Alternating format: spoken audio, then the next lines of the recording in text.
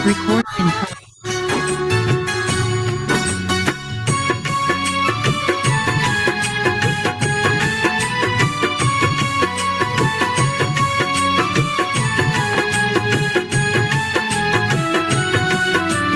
तूफानों का डर नहीं, तूफानों का डर नहीं, साहिल की ना परवाह है। बाबा जब तू माझी मेरा, तू मेरा हमराह है। अरमानों की भीड़ नहीं, अरमानों की भीड़ नहीं, ना कोई दिल की चाह है। बाबा जब तू साथी मेरा, तू मेरा हमराह है। तू मेरा हमराह है, तू मेरा हमराह है, तू मेरा हमराह है, तू मेरा हमराह है।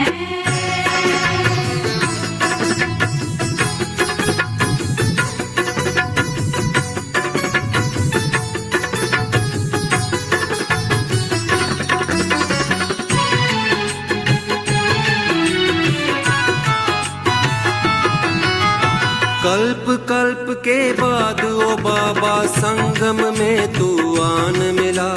वीराने में बहार आई, खुशी का गुलिस्तान खिला। कल्प कल्प के बाद ओ बाबा संगम में तू आन मिला। वीराने में बहार आई, खुशी का गुलिस्तान खिला। अब अधरों पे आह नहीं, अब अधरों पे आह नहीं, हर पल वाह वाह है। बाबा जब तू माझी मेरा, तू मेरा हमराह है। तू मेरा हमराह है, तू मेरा हमराह है, तू मेरा हमराह है, तू मेरा हमराह है।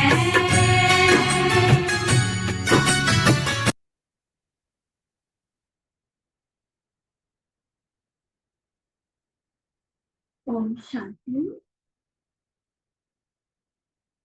सर्वशक्तिमान, सर्वसमर्थ, ऑलमाइटी अथॉरिटी प्यारे बाबा की छत्र छाया में पलने वाली, जिनका रक्षक स्वयं भगवान है, उस रक्षा कवच के अंदर सदा सेफ रहने वाली हम सभी संगमयुगी ब्राह्मण आत्माएं पद्मापदम सौभाग्यशाली है, जो हमारी रखवाली का ठेका खुद भगवान ने लिया है।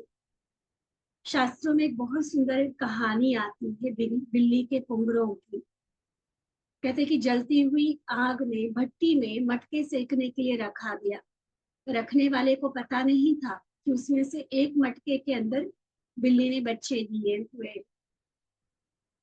अब वो भट्टी की आग, इतनी तेज आग में वो भट्टी में मटके पकने शुरू हो गए, और अचानक से जिसको पता था वो पर्सन वहां आए। उन्होंने हल्ला मचा दिया कि अरे उसमें तो बिल्ली के बच्चे थे। लेकिन अब कर क्या सकते। कहते दोनों मिलकर प्रार्थना करते रहे। संत गोरा कुम्हार की ये कहानी है। उसकी वो और उसकी पत्नी वो प्रार्थना करते रहे परमात्मा की, उन बच्चों की रक्षा करना।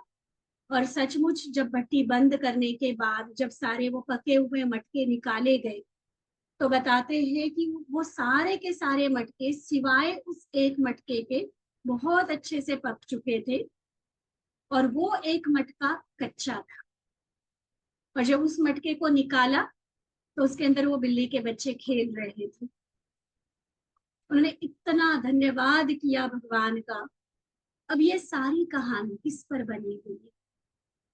ये संगम युग की हम बच्चों की कहानी है, और हर ब्राह्मण आत्मा को ये अनुभव जरूर रहता है।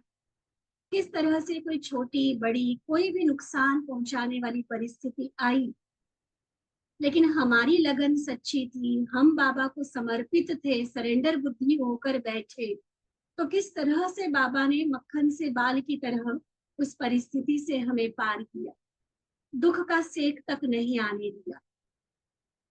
और ऐसे अनुभव और फिर निश्चय के साथ जब हम चलने लगते हैं, तो फिर अब चाहे कितने भी बड़े तूफान आए, उसकी हमें परवाह नहीं रहती, किसी तरह का डर व चिंता नहीं रहती।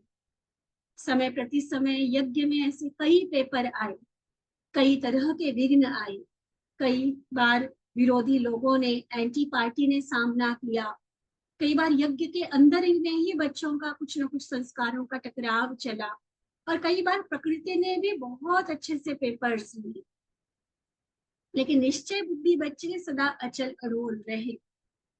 आज भी जब बाबा की मुरली चली है, तो उसके जस्ट पहले आबू में बहुत बड़ा तूफान आया था, टेंट उड़ गया था, बहुत बहुत ज्यादा हलचल हो गई।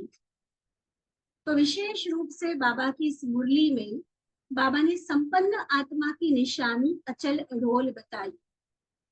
अगर थोड़ा भी संकल्प चला, क्यों, क्या, कैसे में गए, ऐसा होना चाहिए था, नहीं होना चाहिए था, या थोड़ा भी डर का अनुभव किया, टेंशन का अनुभव किया, तो उसको फेल कहा जाए, उसे संपूर्ण निश्चय बुद्धि व संपन्न आत्मा नहीं कहा जाए। तो संपन्न आत्मा कौन? जो किसी भी परिस्थिति में खुद भी संतुष्ट रहे, औरों को भी संतुष्ट करे, और जो भी जिस तरह की सेवा हमें मिल रही है उसमें भी संतुष्ट रहे। बाबा की ये मुरली हम 2 पार्ट्स में लेंगे, क्योंकि ग्रुप्स के साथ मुलाकात भी है बाबा की। 14 अप्रैल 1983 के बाबा की ये महावाक्य मुरली का सार है। संपन्न आत्मा सदा स्वयं और सेवा से संतुष्ट। संपन्न आत्मा सदा स्वयं और सेवा से संतुष्ट। तो हलचल से परे ले जाने वाले सदा अचल अव्यक्त बाप दादा अपने अचल अड़ोल बच्चों के प्रति बोले, आज दूर देशवासी बच्चों से मिलने के लिए बच्चों के साकारी लोक में साकार का आधार ले बच्चों को और इस साकारी दुनिया को भी देख रहे हैं। अनुभव करे बाबा की वो दृष्टि हमारे ऊपर, दादी के तन में बाबा की प्रवेशता, दूर देश का वो रहने वाला हम सभी बच्चों से मिलने हमारे सम्मुख हाजिर है, हमारी ही तरह साकार दुनिया में साकार शरीर धारण किए, दादी के तन द्वारा, दादी की आंखों द्वारा हमें देख रहे हैं। बाबा कहते पुरानी दुनिया अर्थात हलचल की दुनिया, बाप दादा हलचल की दुनिया की रौनक देख बच्चों की अचल स्थिति को देख रहे। साकार दुनिया में हलचल हुई है, लेकिन मेरे बच्चों की स्थिति कैसी? बाबा उसको चेक कर रहे हैं। यह सब हलचल के नजारे साक्षी को देखते हैं। खेल में यह नजारे और ही अपना अचल स्वीट होम और अपनी निर्विघ्न स्वीट राजधानी याद दिलाते। यह होता है नजरिए का चेंज। सोच को हमारे बाबा कितना पॉजिटिव बनाते। आज की दुनिया में क्या हो रहा है उसकी चिंता, उसका चिंतन करने के बदले जब भी इस तरह की घटनाएं घटती हैं, प्राकृतिक आपदा विशेष रूप से जब इस मुरली के पहले आई है, या अन्य कई अनैतिक चीजें, कई तरह के अपराध, कई बातें जब सुनने में आती, घटनाएं सुनने में आती, तब बाबा कहते कि और ये क्या होना चाहिए? एक तो अपना अचल स्वीट होम याद आए, परम धाम, हमारा मीठा घर, वहां नहीं होगा ना इस तरह की कोई बात। और सेम हमारी राजधानी स्वर्गिक स्वर्णिम दुनिया, वो भी संपूर्ण निर्विघ्न हो, तन का, मन का, धन का, किसी तरह की कोई आपदा वहां नहीं हो। वो कहावत दोहा बना हुआ है ना, दैहिक भौतिक जैविक तापा राम राज्य काहू नहीं व्यापा।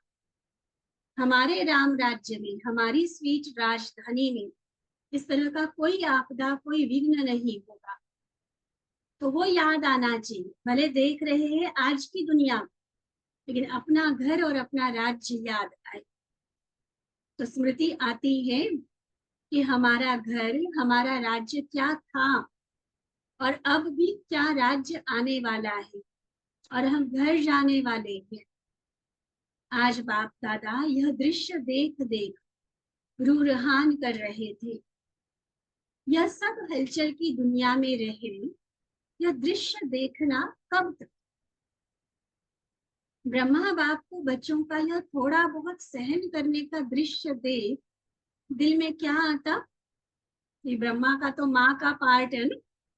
तो बच्चों को जब बाबा देखते हैं कि देखो मेरे बच्चों को पुरानी दुनिया में कितना सहन करना पड़ रहा है, तो ब्रह्मा बाबा के दिल में क्या आता कि बस अभी से सभी को वतन में बुला लेंगे, ना वो हलचल की दुनिया में रहेंगे, ना कुछ सहना पड़ेगा। ये ब्रह्मा माँ की ममता है हमारे प्रति कि बस अभी मैं बुला लूं वतन में सभी। तो बाबा पूछते ये बात पसंद है, बुला ले रे बाबा। और बाबा बुला ले तो क्या उड़ सकेंगे? कोई रस्सियां आदि तो नहीं बंधी हुई है कि बाबा तो कहे आओ वतन का दरवाजा भी खोल दे और हम भी चाहे कि हम उड़े और पता चले कि बहुत सारी रस्सियों में बंधे हुए, मोटी तो तोड़ दिए, सूक्ष्म रस्सियों में, सूक्ष्म धागों में बंधे हुए, फिर कैसे उड़ सकेंगे? इसलिए चेकिंग ये है कि देखो कि किसी भी प्रकार के लगाव से मेरे पंख कमजोर तो नहीं है, लगाव से पंख कहाँ चिपके हुए तो नहीं है। अभी ऐसी तैयारी की हुई है जो बाबा कहे आओ वतन में और हम उड़कर पहुंच जाए। बाप दादा तो सेकंड में उड़ जाएंगे और आप तैयारी करते रह जाओ, ऐसा तो नहीं होना चाहिए ना। तो तैयार तो हो ना। इस पहले बाबा कहते पहले तो दो बातें अपने से पूछनी पड़े, मैं तैयार हूं या नहीं हूं। इसमें सिर्फ हाँ ना का जवाब नहीं होता है, इसमें चेकिंग करनी पड़ती।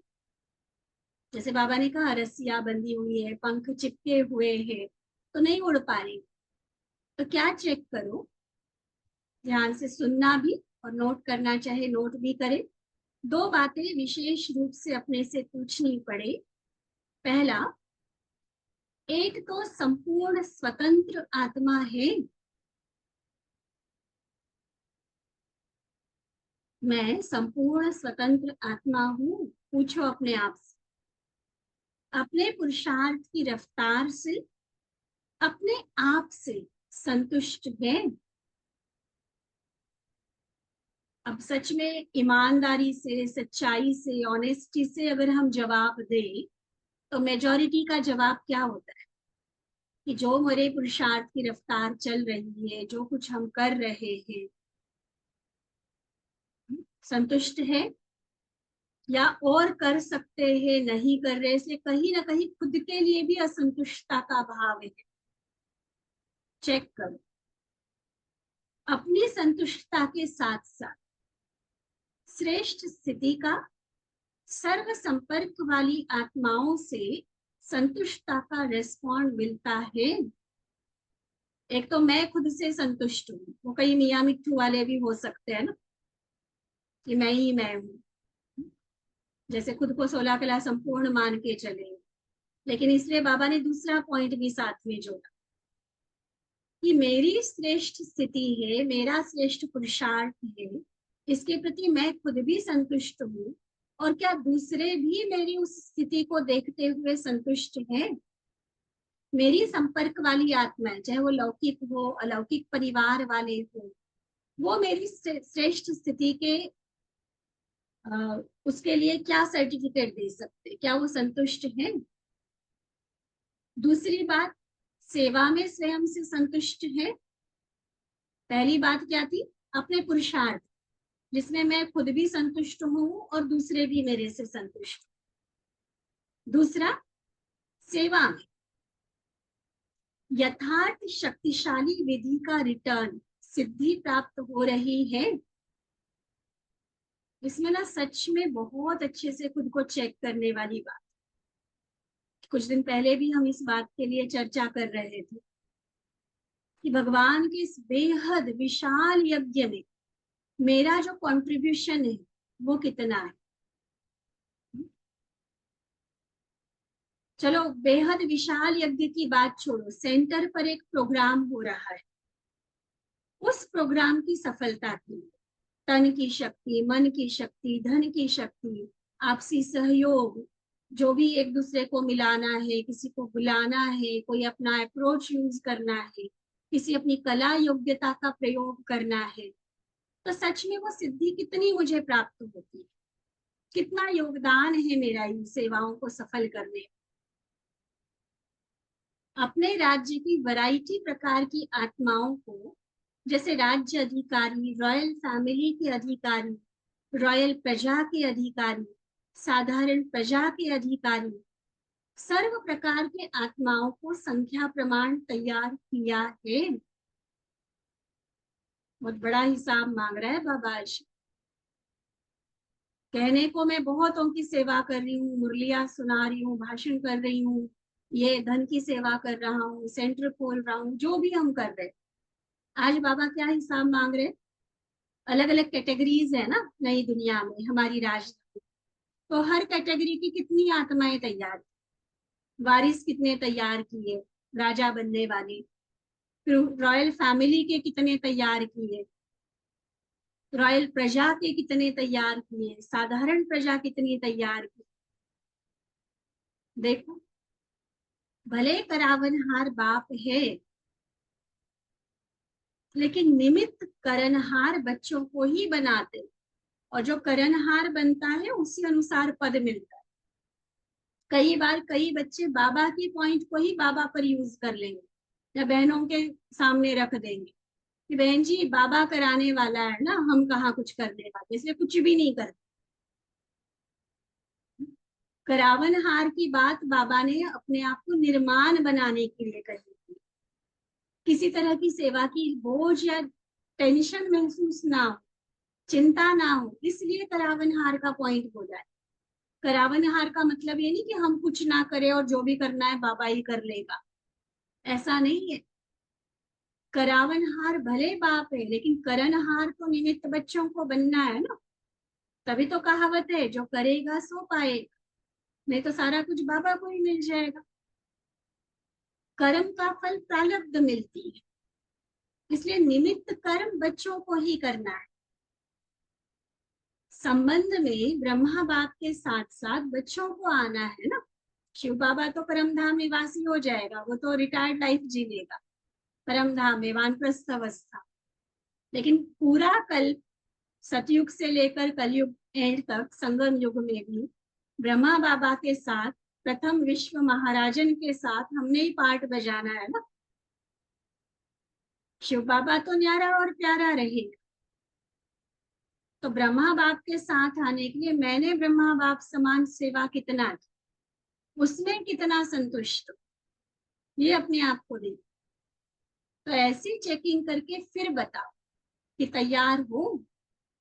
क्योंकि वैसे नॉर्मली जैसे ऊपर बाबा ने प्रश्न पूछा, बड़े प्यार से कहा ना, ब्रह्मा तो चाहते कि अभी बुला ले वतन में, और पूछा था तैयार हो, तो सबको क्या लगता है, हॉल में किसी का भी हाथ नीचे रहा होगा, सबने हाथ उठाया होगा कि हाँ हम तैयार हैं।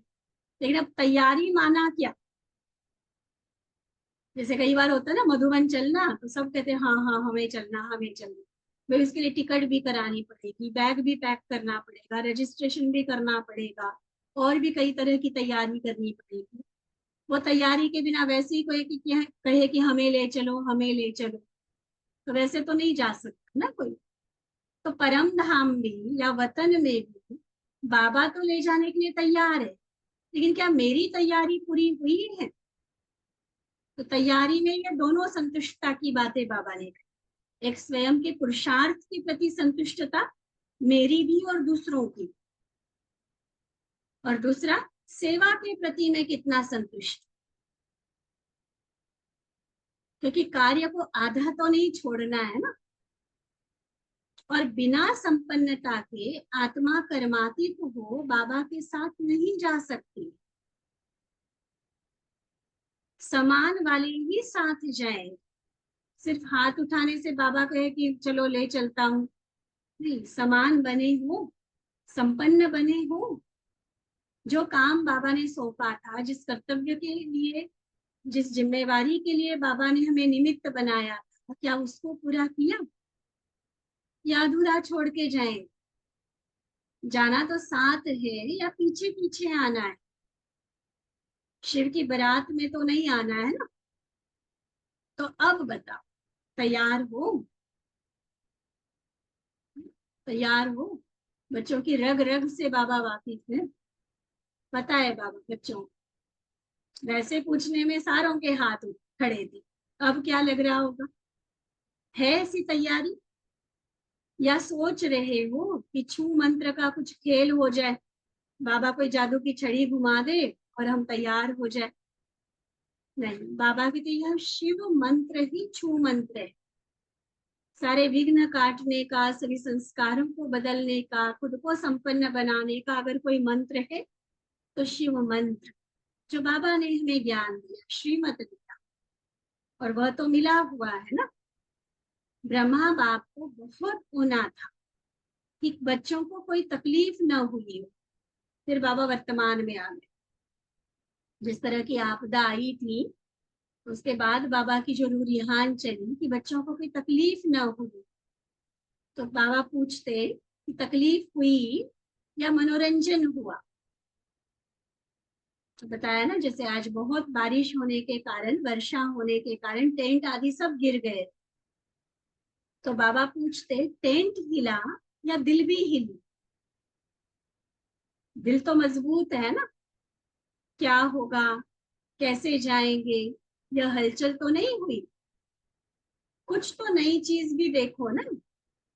आबू की मानसिन आप लोगों ने कभी देखा नहीं, यह भी थोड़ा सा अनुभव हो रहा है।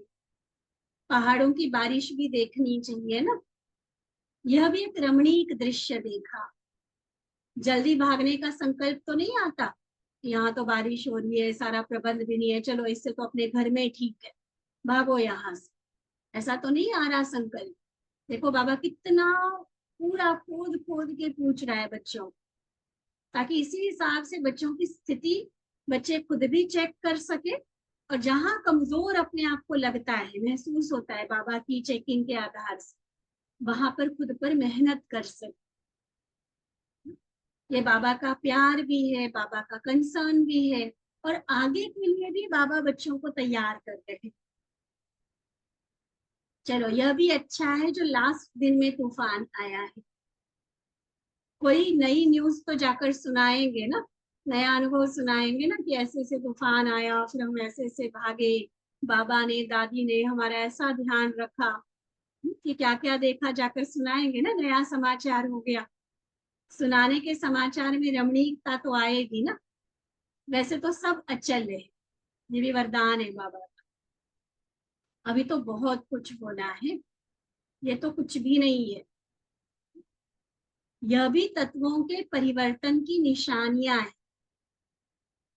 इसको देख, जैसे तत्वों की रफ्तार तेज हो रही है। इसको देखकर जैसे तत्वों की रफ्तार तेज हो रही है, ऐसे स्व परिवर्तन की रफ्तार भी तीव्र हो। प्रकृति तो बड़ी तेजी से खुद को बदल रही है, क्या मेरे अंदर के परिवर्तन की स्पीड इतनी फास्ट है? तो उसको फास्ट करो, ये बाबा कह रहे। ठीक है, फिर पार्टियों के साथ बाबा की मुलाकात है।